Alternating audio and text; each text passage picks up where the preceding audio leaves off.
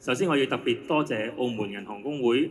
各位理事出席，同埋香港金銀貿易場理事長張德熙博士同埋各位理事，你哋嚟臨使我哋倍感榮幸。Thank you， 多謝。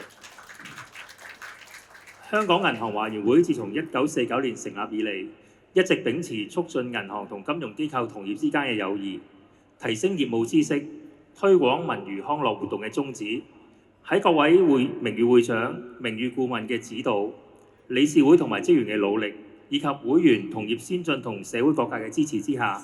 本會已經穩步發展咗75年。呢個係一個值得驕傲嘅里程碑。本年嘅新會員人數亦都增加咗接近200人，呢啲都係本會發展嘅重要標誌。今年我哋成功舉辦咗多項嘅體育活動，包括東亞銀行杯7人足球賽、上海商業銀行杯籃球賽、招商永隆銀行挑戰杯乒乓球賽、中銀香港挑戰杯羽毛球賽，同埋上海商業銀行挑戰杯保齡球賽等等。呢啲活動嘅圓滿成功，離唔開各位會員同同業嘅熱情參與，各大銀行嘅慷慨贊助同埋大力推廣，以及全體理事嘅通力合作。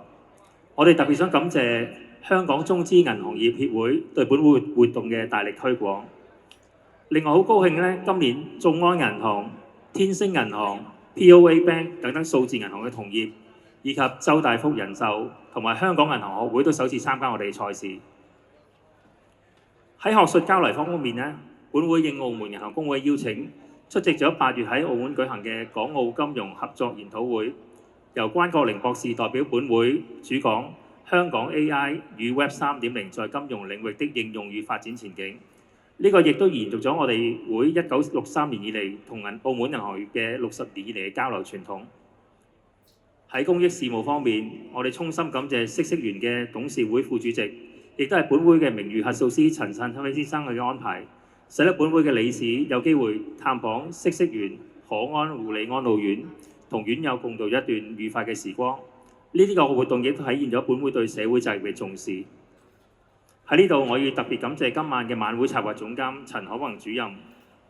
以及所有參與籌備工作嘅理事同埋工作人員，正係佢哋辛勤嘅付出，使到今次嘅晚會得以順利舉行。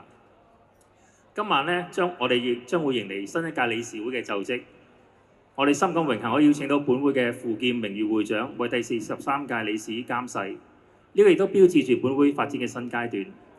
最後，我謹代表香港銀行華員會祝願各位工作順利、身心康泰、生活愉快，亦都衷心祝願本會會務繼續蒸蒸日上，繼續為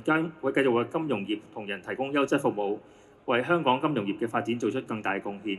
感謝各位聆聽，多謝，祝各位有一個愉快嘅晚上。Thank you。